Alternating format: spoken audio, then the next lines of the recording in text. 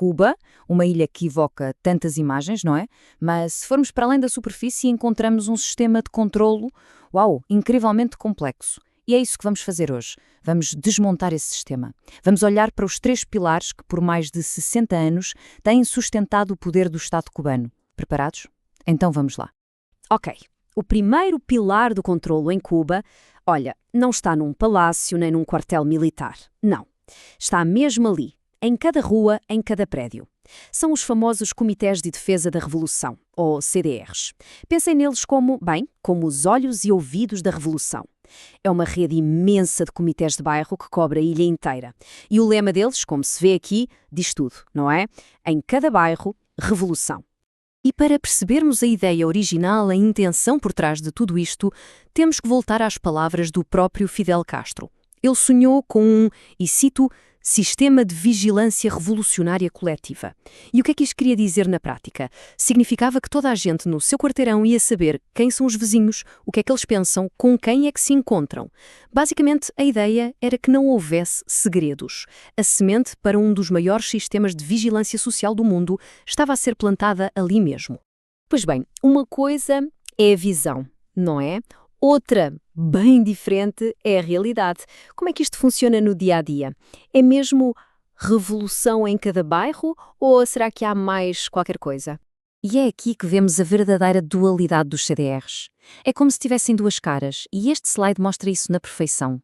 De um lado, temos a face pública, a face comunitária. Organizam campanhas de vacinação, ajudam nas evacuações durante os furacões, são de facto um pilar da comunidade. Mas depois, viramos a moeda. E o que é que encontramos do outro lado? A sua outra função, o controle social.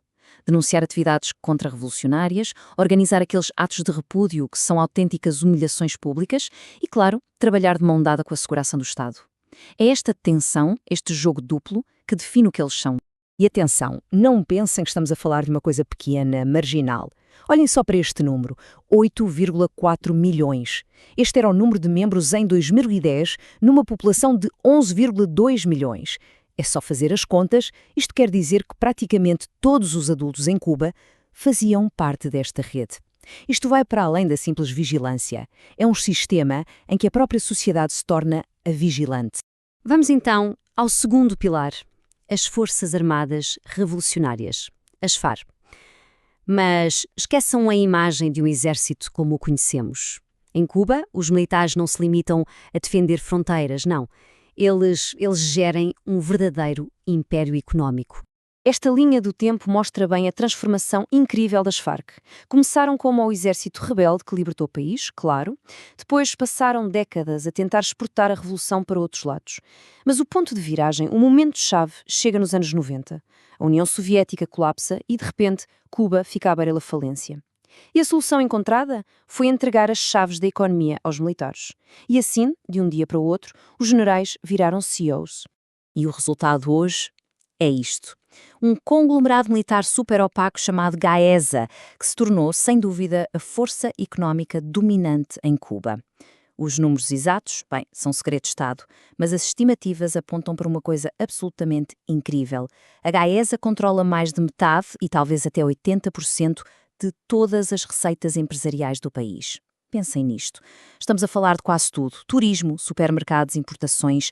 É um monopólio de proporções gigantescas.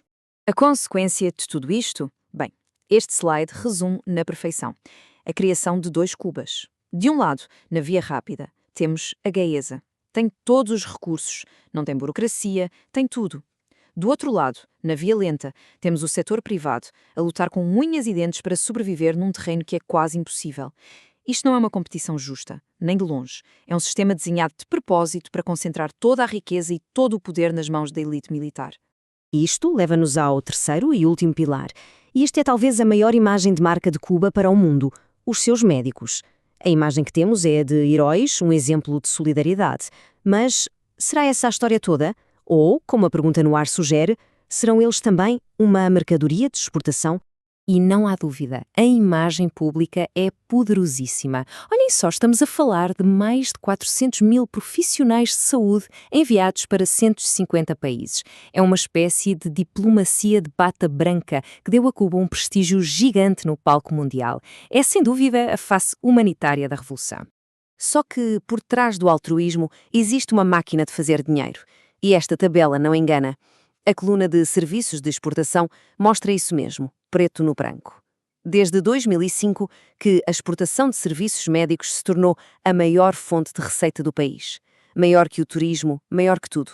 Reparem só no pico em 2018, 6,4 mil milhões de dólares. Isto não é só ajuda humanitária, é pura e simplesmente o negócio mais lucrativo do Estado cubano. Mas então, qual é o preço para os próprios médicos? Bem, os relatos de quem passou por isto pintam um quadro muito, muito sombrio. O Estado fica com a esmagadora maioria do salário, às vezes até 95%. Os passaportes são muitas vezes retidos, estão sob vigilância constante e a parte mais dura, se decidirem sair ou desertar, como o governo lhes chama, são proibidos de voltar a casa, de ver a família, durante 8 anos. 8 anos. E se alguém protesta? A dissidência é simplesmente esmagada. Vejam este caso do Dr. Alexander Figueiredo Izaguirre. O crime dele? Fazer umas publicações no Facebook a criticar o sistema de saúde. E a consequência? Foi despedido e proibido de exercer a profissão. É um lembrete, bem arrepiante, do preço que se paga por falar. Ok, então vamos recapitular. Temos os 3 pilares, a vigilância em cada bairro, o monopólio económico dos militares e os médicos exportados. A grande questão agora é como é que estas peças todas se encaixam. Porque a verdade é que elas não funcionam sozinhas. Juntas, elas formam um sistema, uma verdadeira máquina de controlo. E este esquema mostra exatamente como tudo se encaixa. É um ciclo que se alimenta a si mesmo. Vamos ver. Primeiro, a vigilância doméstica, através dos CDRs, que garante que toda a gente anda na linha. Isso, por sua vez, permite que o monopólio económico da Gazeia funcione sem grandes contestações, concentrando todo o poder e o dinheiro. E, finalmente, esse dinheiro, que vem em grande parte das missões médicas, serve para quê? Para financiar todo o aparelho do Estado, incluindo a própria vigilância que começou o ciclo. É um sistema perfeitamente fechado, uma roda que não para de girar. Agora que percebemos como o sistema funciona, a pergunta de milhões é: e agora? O que é que se segue? O que é que o futuro reserva para Cuba? As análises que consultamos apontam para 3 cenários possíveis. Esta imagem tirada em Havana diz quase tudo o que é preciso saber. A repressão dos grandes protestos, como os que vimos em 2021, mostra que o Estado depende cada vez mais dos militares para manter a ordem. E cada vez que isto acontece, o poder político das FARC só cresce. Parem para pensar. Por que é que um exército que controla a economia e a segurança iria querer largar esse poder?